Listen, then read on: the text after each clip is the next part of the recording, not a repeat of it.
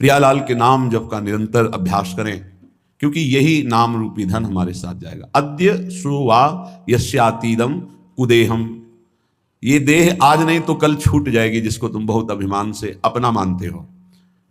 अपना ही नहीं मानते, मैं मानते हो कि मैं जवान, मैं बलवान, मैं रूपवान, मैं गुणवान। कितने दिन के लिए?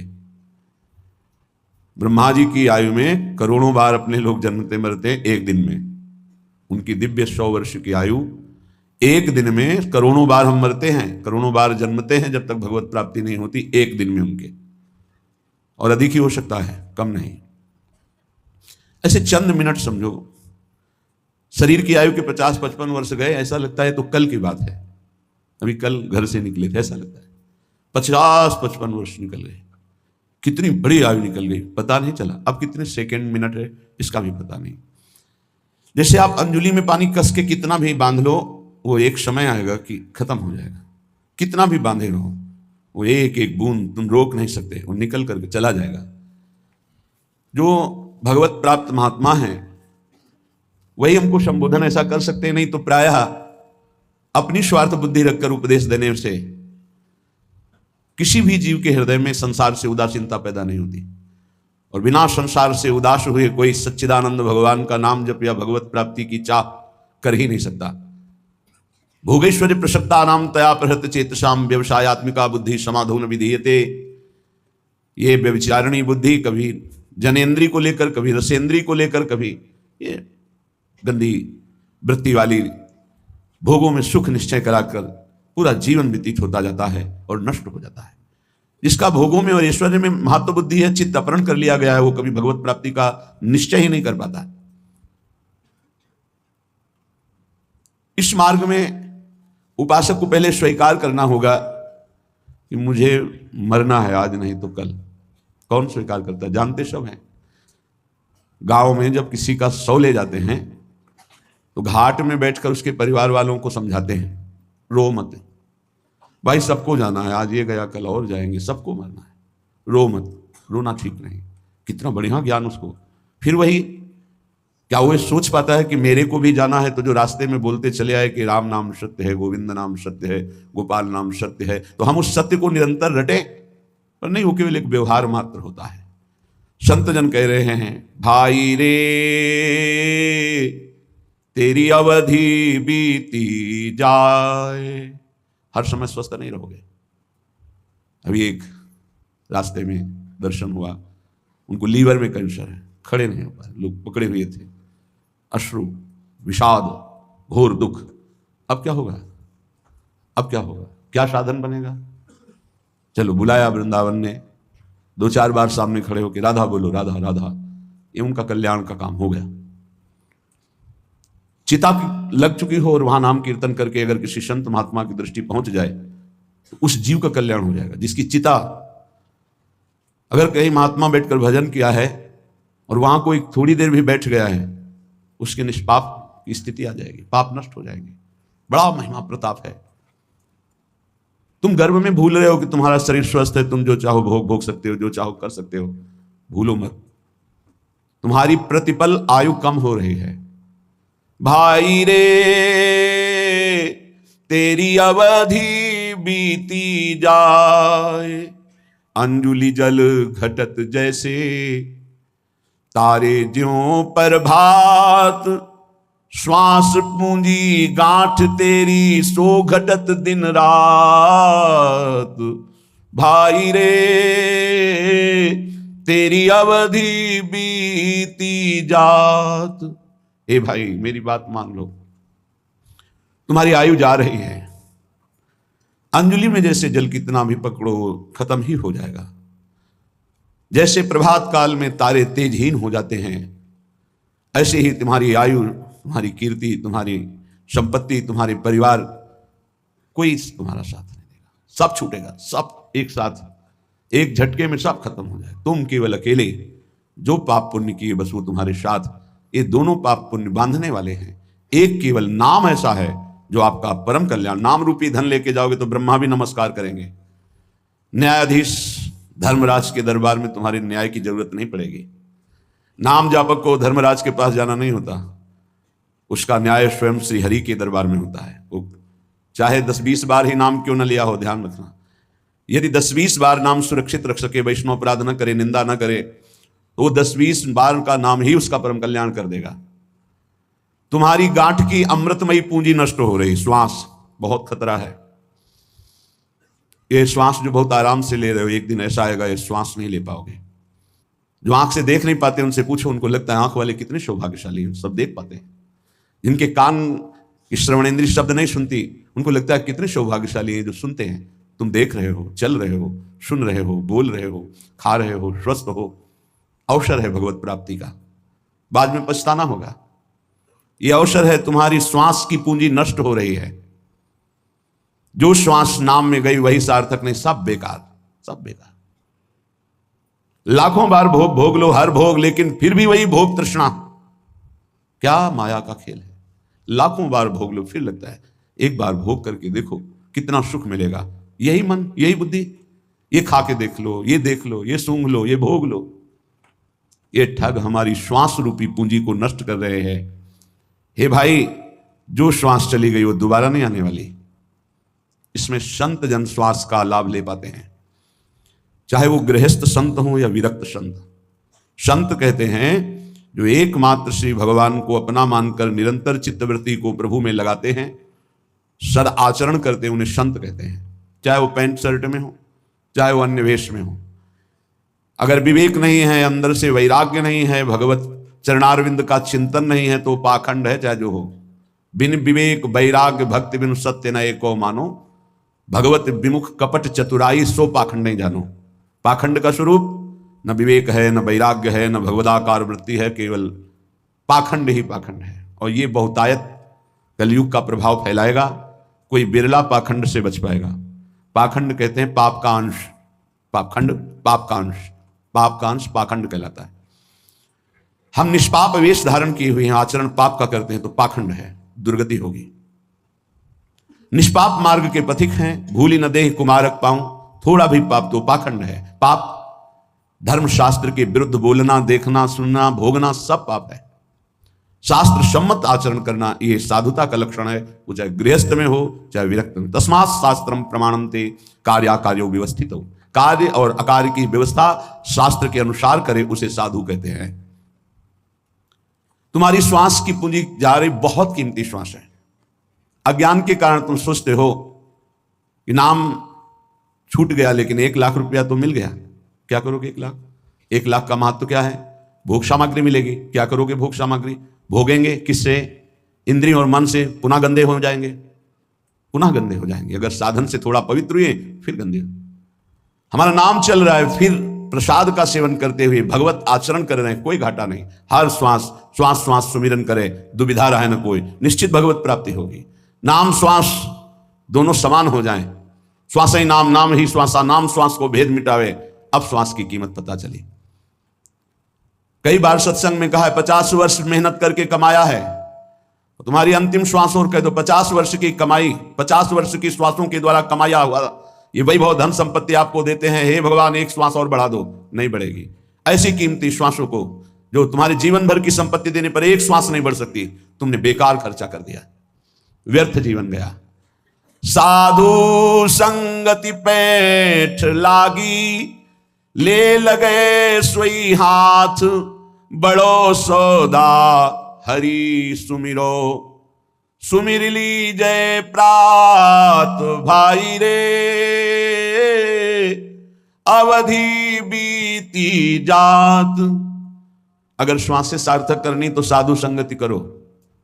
साधु संगति करी अनुदिन राति, रात दिन साधु संगति करो। साधु संगत से तुम्हें पता चलेगा कि महंगा सौदा कौन है। बोले हरि, सबसे महंगे हैं हरि। ये लोक परलोक की संपत्ति से नहीं खरीदे जा सकते, तपस्या से नहीं खरीदे जा सकते, साधना से नहीं खरीदे जा सकते। अगर इनको पाना है तो साधु संगति करो। और साधु संगत से जो हरि नाम मिला, राधा नाम मिला, बोले सुमिर लीजिए, बस इसी को सुमिरो। कम से कम गृहस्थी में हो तो सायं प्रातः 2 समय तो एकांत का सेवन कर लो। प्रातःकालीन बेला पर उठो, अगर आपको शौच आदि नहीं लगी तो अपने आसन पर बैठकर नाम जप करो। मंत्र जप का अधिकार गृहस्थी के आसनों पर बैठकर नहीं है, वो पहले स्नान आदि करके पवित्र आसनों में बैठे, शयन वाले आश्रम में नहीं। विरक्त जगते ही मंत्र जप करता है, क्योंकि उसका शरीर पवित्र, उसका आसन पवित्र, उसके विचार पवित्र। कम से कम 2 टाइम तो भजन का बना लो, प्रातःकालीन वेला में 2 घंटे एकांत भजन, 3 से 5, फिर और सब कार्य। जब रात्रि में सोने जा रहे हो तब प्रपंच नहीं, नाम जप करते, मानो मृत्यु की शैया पे जा रहे हैं, पता नहीं जगह की ना जगह। इस साधु संगति से ही तुम्हारी ऐसी वृत्ति बनेगी, अन्यथा नहीं। काम क्रोध दलाल हैं, मत बनिज कर इन साथ, लोभ मोह विशेष ठगिया, लगे हैं तेरी घात, भाई रे तेरी अवधि बीती जात। साधु संगत से तुमने नाम सुमिरन शुरू किया, नाम रूपी धन कमाना शुरू किया, तो ये दलाल लग जाएंगे। यही आकर्षण, परस्पर प्रतिकूल शरीरों के भोगने का आकर्षण बड़े बड़े ऊंचाई से गिरा देता है। सत्संग में पर्दा नहीं होता, पर्दा रहित होता है। हम सब भगवान के अंश है, न कोई स्त्री है न पुरुष है, ढांचे हैं स्त्री पुरुष के, पर माया का जाल ऐसा है, परस्पर इन ढांचों का इतना जोर का आकर्षण है। बड़े बड़े ऊंचाई पर जो अपने साधन का अहंकार रहते हैं, घुटने टेक दिए माया के आगे। अगर बचा कोई तो दैन्य और भगवत आश्रित उनकी रखवारी भगवान कर लेते हैं, गिरते गिरते बचा लेते हैं, गिरे हुए को उठाकर ऊंचा उठा देते हैं।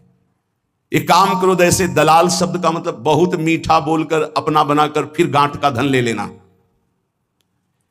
सुधामयम वाचो कामिनाम रसवर्धनम हृदय क्षुरधाराभाम। इन ठग दलालों की वचन कैसे होंगे? कामिनाम रसवर्धनम, अंदर ही बैठे हैं, देखो ये भोग है, फ्री है, भोग लो, सुखी हो जाओगे। वो बार बार सोचता है नहीं भगवान की प्राप्ति करनी। अरे भगवान तो कृपालु है, क्षमा कर देंगे, आगे मिल जाएंगे, ये भोग थोड़ी मिलेगा। दांव लगा है, भोग लो। बस साधक को लगा कि जिंदगी का परम लाभ मिल गया। बोले इतना महंगा सौदा एकत्रित किया था, सब छीन लिया। इन ठगों ने, दलालों ने, काम क्रोध आदि दलालों ने मिलकर ठग लिया। अब जहां हरि स्मृति थी वहां भोग स्मृति चालू। ऐसे भोगा, ऐसे भोगेंगे, ऐसा ऐसा ऐसा चिंतन। ध्यायतो विषयान पुंसात् संगस्ते सुपजायते। अब बार बार संग करने की इच्छा, तो कामा संजायते क्रोधा, क्रोधा स्मृति विभ्रमा, स्मृति भ्रंशात् बुद्धिनाशो, बुद्धिनाशात् प्रणश्यति, सर्वनाश। ये लोभ मोह बड़े ही ठगिया हैं, ठग हैं। लोभ, भोगों को प्राप्त करने की प्रबल इच्छा होने से हमारे हृदय में लोभ जागृत हो जाता है, इसलिए पैसे पर महत्व हुआ, मारा गया, नाम का महत्व चला गया। मोह बहुत ही प्रचंड है ये मोह। मोह मूल बहुशूल प्रद त्याग उत्तम अभिमान। ये मोह सकल व्याधिन कर मूला। तेरी गात में बैठे हैं, तेरा नाम रूपी पुण्य रूपी सारा धन ये ठग चुरा लेंगे, काम क्रोध लोभ मोह आदि। कैसे बचे?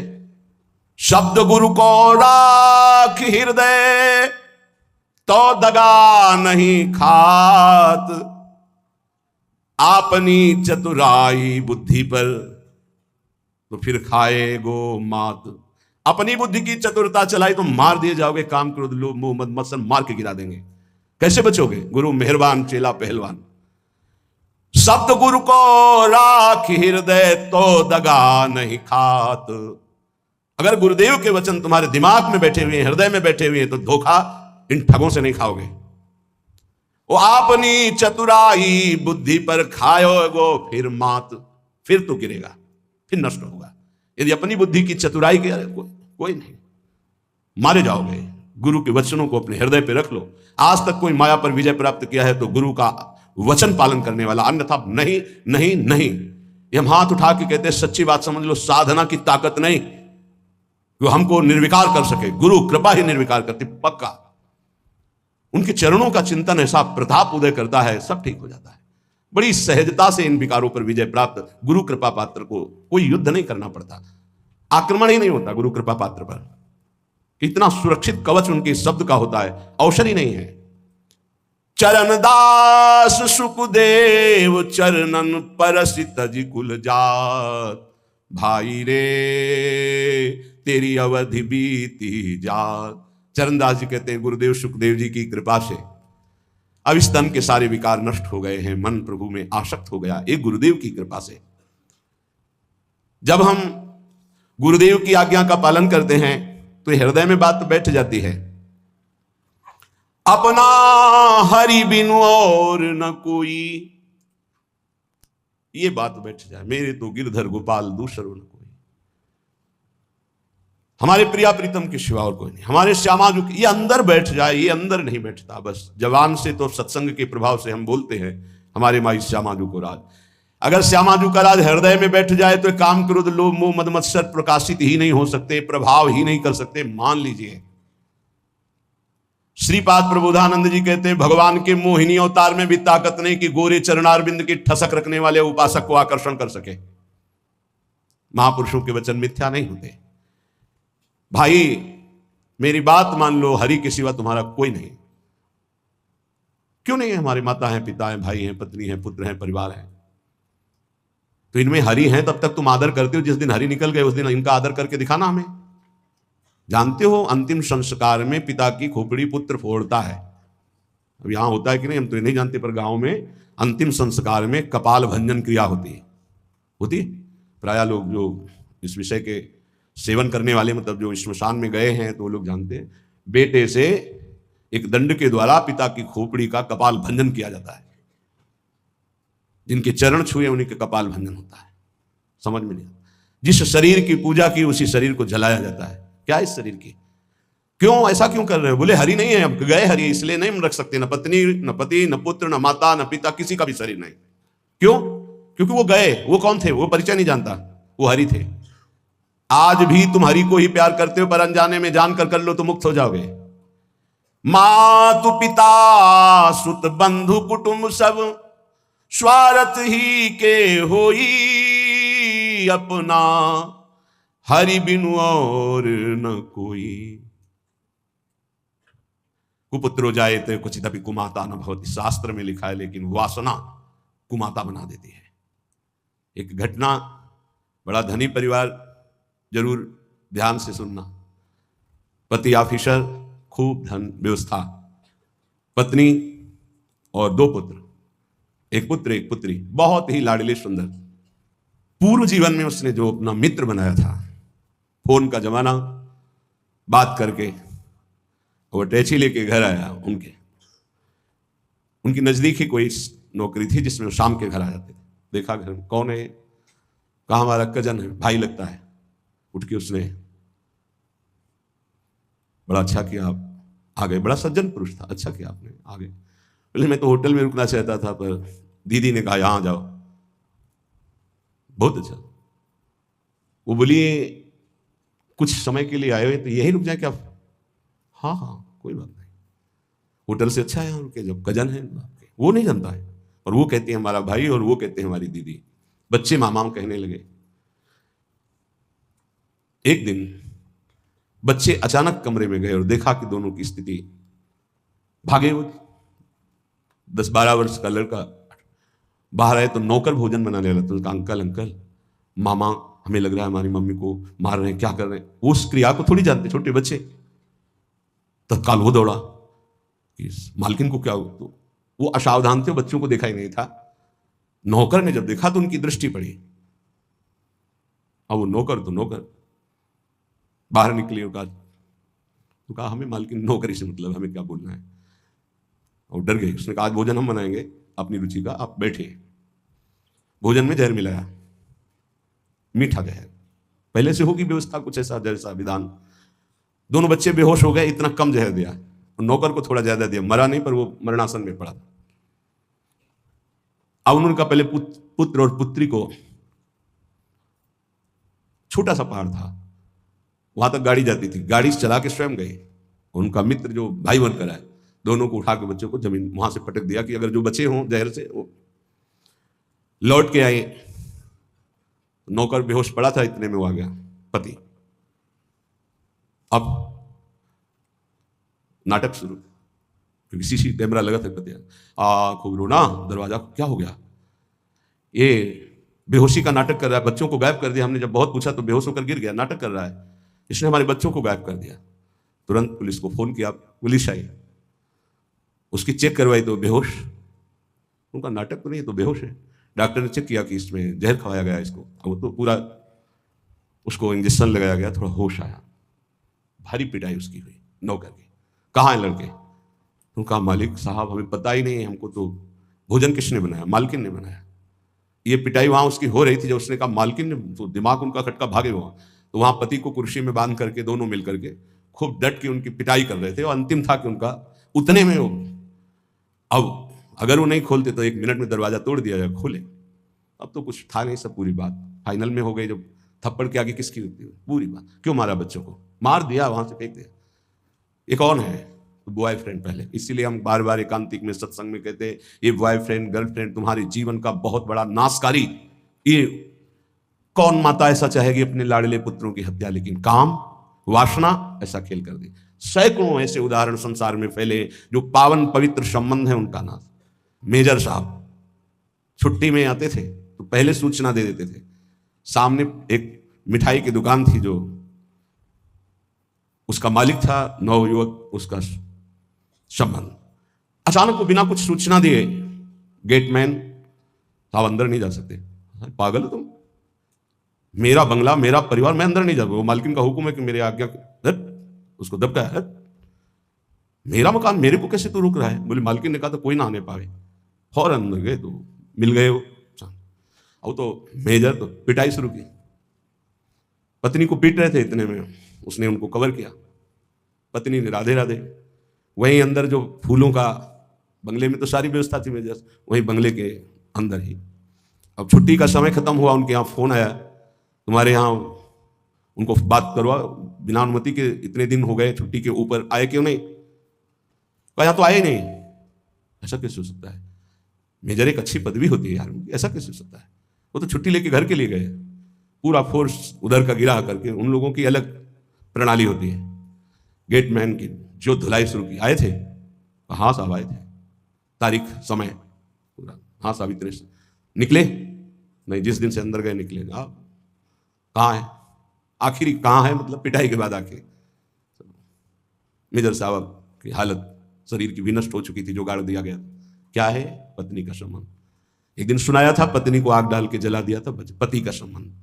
माता पिता को अनाथालय में, ऐसे पुत्र का संबंध।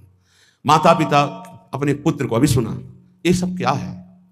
काम क्रोध लोभ मोह मद मत्सर के वशीभूत होकर इन संबंधों में कोई प्यार रह गया है? पति पत्नी में विश्वास नहीं, माता पुत्र में विश्वास नहीं। कितनी घटनाएं इतनी है। भाई अपना हरि बिनु और न कोई, मातु पिता सुत बंधु कुटुंब सब स्वार्थ ही के होई। अपना हरि बिनु और न कोई। आपको लगता है आपको कोई प्यार करता है? कब तक? जब तक आप स्वार्थ के लायक हो, नहीं तो कोई प्यार नहीं करता। निज अनुभव ये कहो खगेशा। इसलिए संत जन कहते हैं अपना हरि बिनु और न कोई, ये काया को भोग बहुत दे, मर्दन करी करी धोई। सो भी छूटत नेक तनिक सी, संग न चाल कोई। अपना हरि बिनु और न कोई। श्री चरणदास जी महाराज बड़े ऊंचे महापुरुष हैं। इस शरीर को क्या क्या नहीं खिलाया, इस शरीर के लिए पाप किए गए, बड़ा मलमल के धोया सजाया सुरक्षित रखा, ये भी नीच हमारा साथ नहीं दिया, ये भी साथ नहीं देता। पक्का समझ लीजिए, साथ देती नहीं है किसी का ये साथ, इस देही और तो बात जले तो सम्मा बुझ जाएगी जलते जलते, दम निकल जाएगा आदमी का, क्या भरोसा है इस जिंदगी का। ये साथ देती नहीं है किसी का है, किसका भरोसा? ये इसलिए सब तुम्हारे जानकारी होते हुए भी जानकारी में डाल रहे हैं कि अगर समझ आ जाए तो एक एक श्वास सार्थक कर लो। राधा राधा अपना हरि बिनु और न कोई, घर की नारी बहुत ही प्यारी, दिन में नाही दोई। जीवत कहती साथ चलूंगी, डरपन लागी सोई। अपना हरि बिनु और न कोई। बाल्यावस्था से एक साधक साधु संग करता था, माता पिता के कहने से ब्याह हुआ, रोज गुरु जी के पास जाता था। अब ब्याह हुआ तो नया मित्र मिला, और इनका सबसे बड़ा जादू होता है वचन, मुस्कुराहट। नेत्र की चांचल्यता। देखो हमारा नियम था हम रोज गुरु जी के दर्शन करने जाते, तो हम तुम्हारे बिना जी नहीं सकती। लगा उसको ऐसा, महीनों हो गए गुरु जी के पास नहीं गए। तो संतों का होता है जैसे आप रोज दृष्टि में आओ तो अपनापन से होता है, वो कहाँ गए आज दिखाई नहीं दे। अहोभाग्य मानो यदि आपका ऐसा चिंतन हो, श्यामा श्याम के चिंतन में आपका चिंतन हो गया, बहुत बड़ी बात है। यही संतों से प्रार्थना, कभी निज दास की तरह चिंतन कर लेना। गांव वालों से पूछा, वो आता नहीं। अरे बोले उसका ब्याह हो गया। तो ब्याह हो गया तो कोई नई बात थोड़ी, विश्व में सबका ब्याह होता है जो गृहस्थी में होते हैं। जाके कहना कि तुम्हारे गुरु जी याद कर रहे हैं। जब कहा तब पत्नी से बस अभी आया और गया। यार तुम आए नहीं बहुत समय से। महाराज जी ब्याह हो गया है। बोलो 10-5 दिन ब्याह किया, तो महीनों हो गए तुम आए नहीं। महाराज जी वो बहुत प्यार करती, कहती मैं आपके बिना जी नहीं सकती। हाँ पति पत्नी का भाव तो ऐसा ही होता है, लेकिन ऐसा नहीं बच्चा, सब जी सकते हैं, सब जी सकते हैं। उनका गुरु जी आज तक आपकी सब बात मानी, ये बात नहीं मानेंगे। वो कह रही आपके बिना नहीं जी सकते, तुम हमारी जिंदगी हो, तुम हमारी श्वासें हो, तुम नहीं तो हम नहीं। बोले नहीं बेटा ऐसी बात तो नहीं है।